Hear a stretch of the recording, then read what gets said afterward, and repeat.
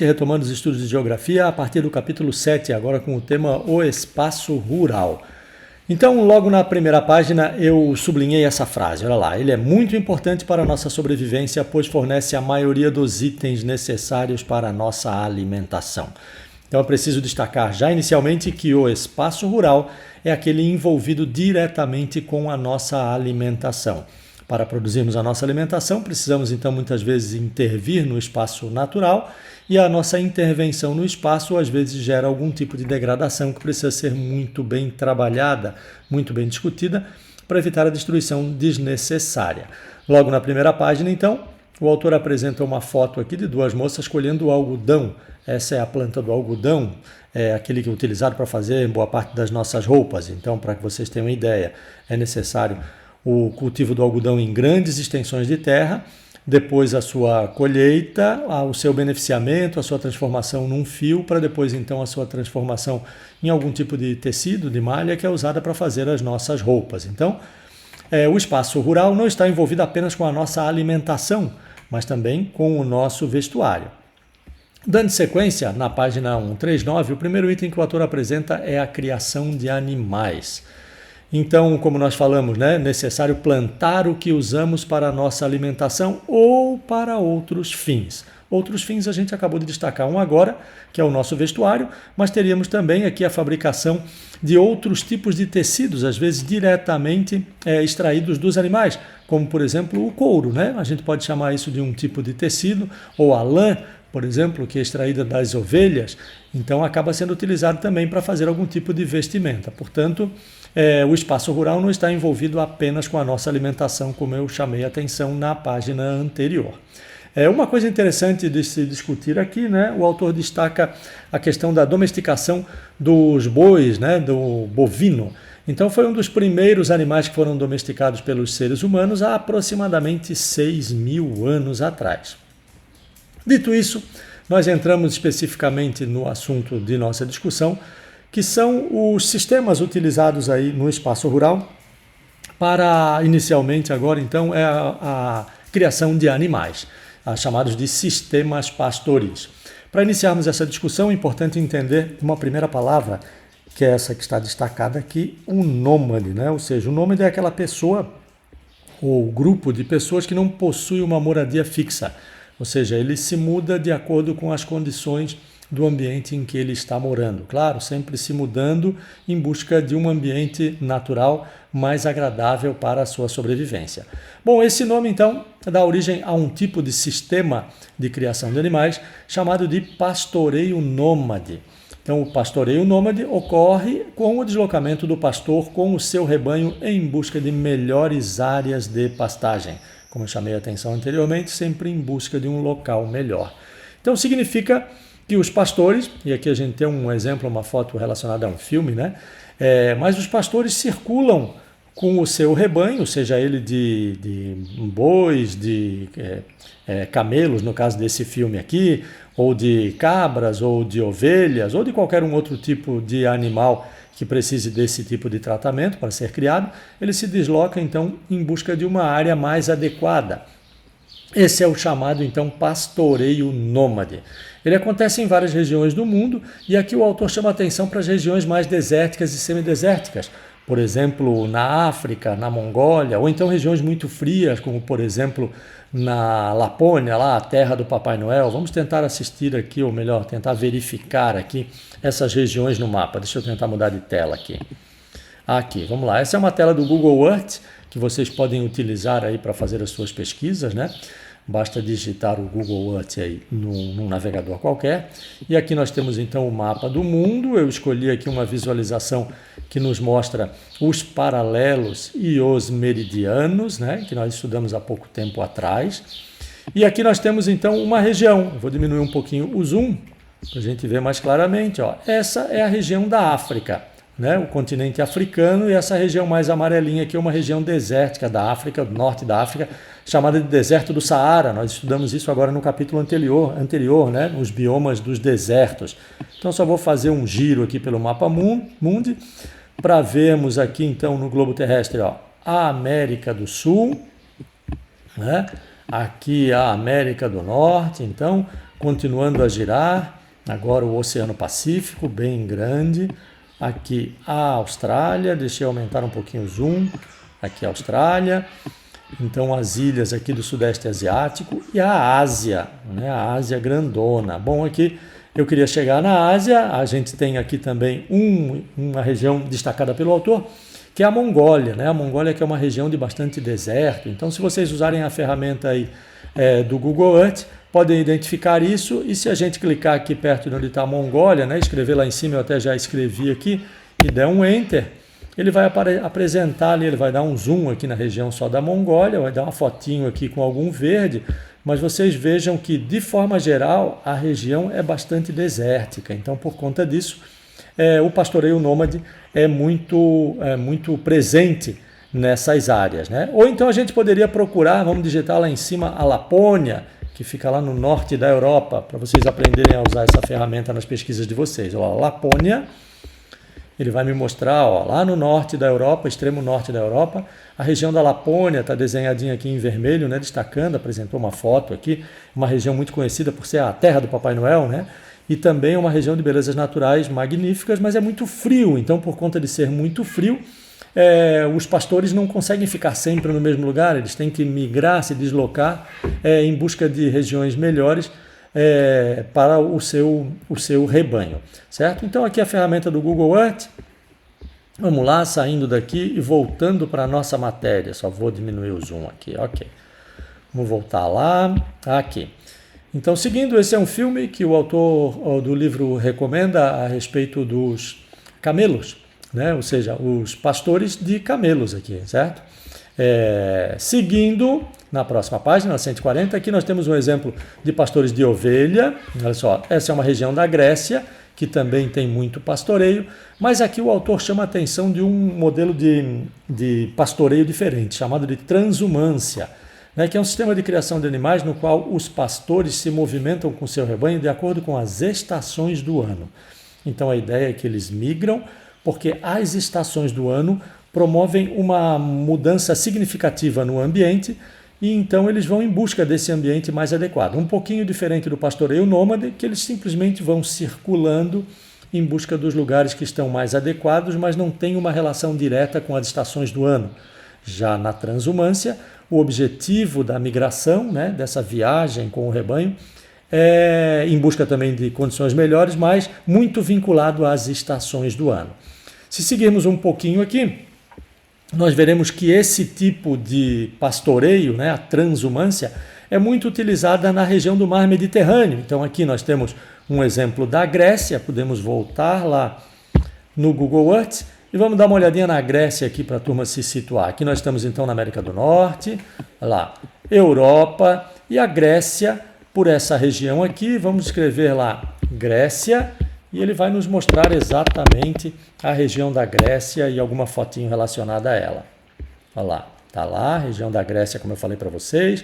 Aqui tem uma foto de uma cidade grega, com a arquitetura característica, mas a gente fala aqui então de pastoreio, né? Podemos aumentar o zoom, ó, toda essa região aqui é a Grécia, né? Podemos aumentar o zoom e ver também que não é aquela região assim com maior intensidade de verde, né? Vejam aqui assim, às vezes tem uns verdinhos mais clarinhos, mas isso aqui tudo acontece, essa migração, então, digamos, dos pastores com os seus rebanhos em busca de regiões melhores, né, para eles aqui. Vamos diminuir o zoom de novo para a gente ter uma ideia geral da região. E aproveitando que a gente está na Grécia, vou fechar aqui um pouquinho, na Europa, então, né, olha lá, a Grécia, aqui a África, o deserto do Saara que falamos anteriormente, ó, o Trópico de Câncer aqui sendo destacado, o meridiano de Greenwich, aqui em amarelinho, também já falamos dele nos primeiros capítulos,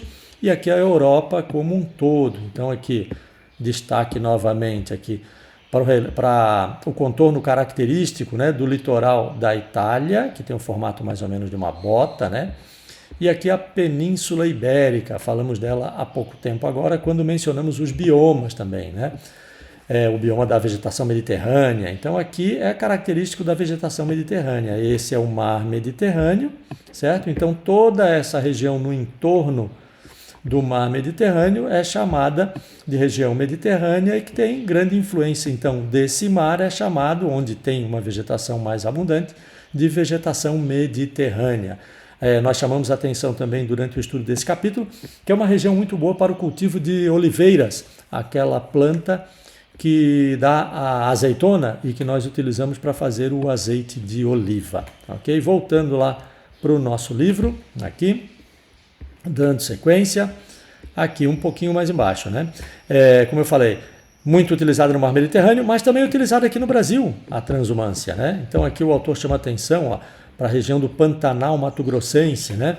Vamos tentar chegar aqui no Google Earth de volta no Pantanal Mato-Grossense. A gente pode simplesmente diminuir o zoom e ir lá para o Brasil, aqui na região do Pantanal, aqui, mais ou menos essa região aqui assim, do Pantanal Mato-Grossense. Ou então a gente poderia escrever aqui diretamente, né? Pantanal. Vamos ver se ele encontra só com o nome de Pantanal. Acho que já encontrou aqui, Pantanal.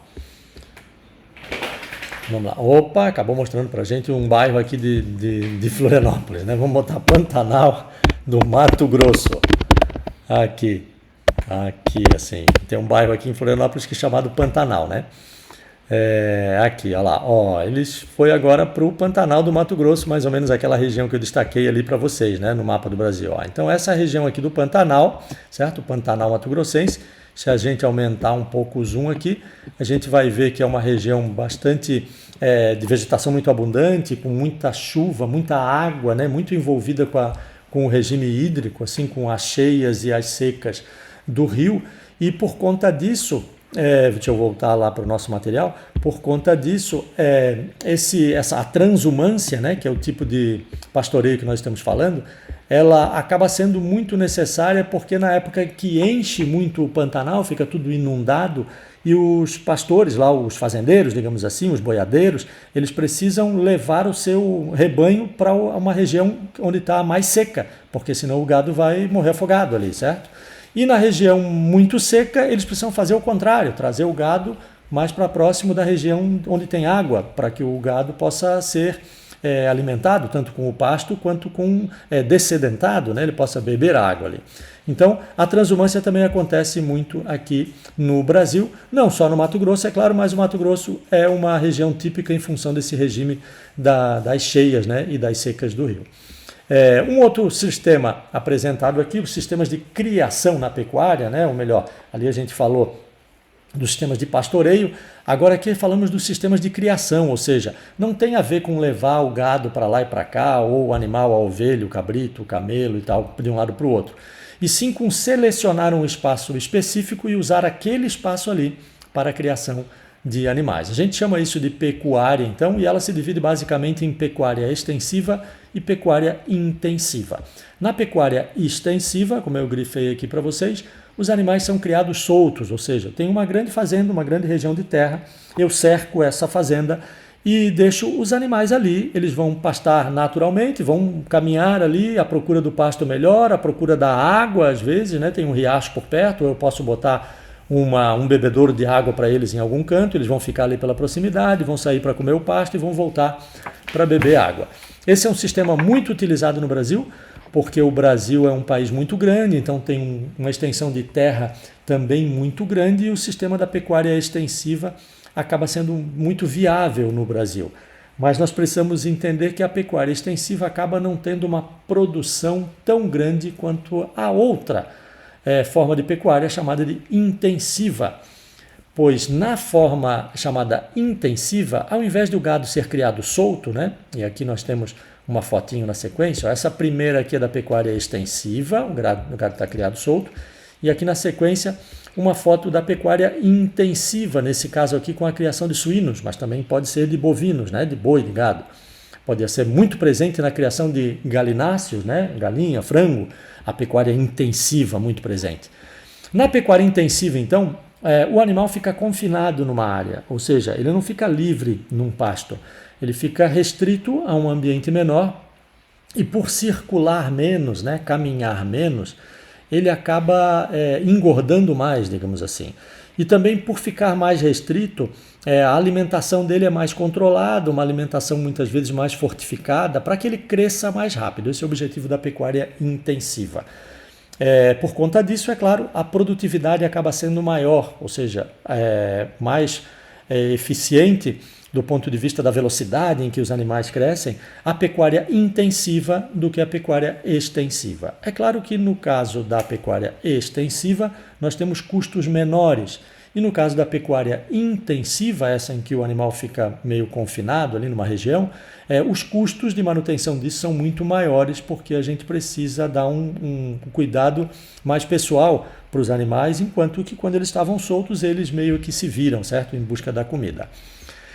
Vamos seguir aqui. Logo abaixo o autor apresenta uma tabela dizendo qual é o destino, né, dessa produção do bovino, do suíno, do bufalino, aqui a gente está falando dos búfalos, do caprino, né, as cabras, do ovino, as ovelhas, e dos aviários, que é o frango, o pato, o peru e outras aves de forma geral.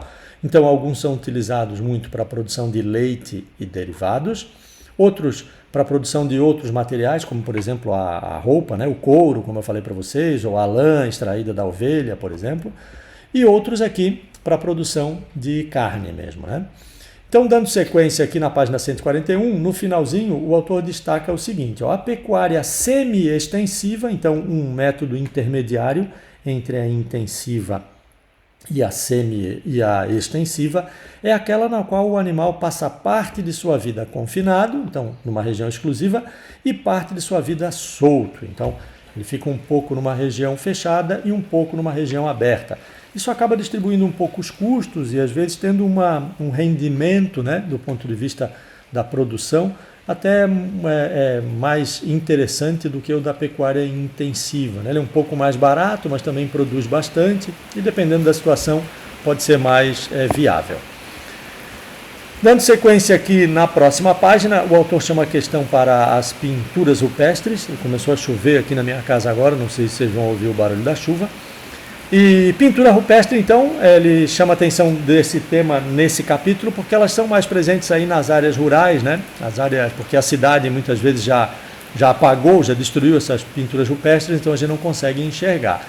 Mas aqui em Santa Catarina, ou aqui na região de Florianópolis mesmo, nós podemos observar vários lugares aí onde existem essas pinturas rupestres. Aqui na ilha de Florianópolis, por exemplo, tem uma ilha aqui no arquipélago de Florianópolis, né, que é a Ilha do Campeche, onde essas pinturas também são muito presentes e quem já foi lá na Ilha do Campeche já pôde verificar. Dando sequência aqui, o item agora, a pecuária no Brasil. Então, nesse momento, o autor nos apresenta um gráfico, e é importante que saibamos analisar gráficos. Claro, é um gráfico já um pouco defasado, né, entre o ano de 1985 até 2016, né, ele acaba em 2016, agora nós estamos já em 2023, mas ele nos apresenta informação suficiente para aprendermos a entender um gráfico aqui. Então ele mostra nos primeiros anos, 1985, e nos últimos anos agora, 2016. A linhazinha azul é a região norte, a linha amarela a região nordeste, a linha cinza então a região sul e assim vai, né? Sudeste a verdinha, a vermelha a centro-oeste. Então ele mostra o crescimento da produção de bovinos ao longo dos anos. Então nós podemos ver aqui que o maior destaque, né, de crescimento está para os estados do centro-oeste, a linhazinha vermelha, que cresceu bastante durante esse período, e a linhazinha azul, o estado, a região norte do Brasil, que cresceu também bastante, podem ver. As outras cresceram um pouquinho, mas um ritmo de crescimento muito menor. No finalzinho dessa página, então, eu destaquei aqui mais um parágrafo para vocês, que é, o Brasil também se destaca em outros rebanhos da pecuária. Por exemplo, nós somos o maior exportador de carne de frango do mundo. Isso é imbatível, o Brasil.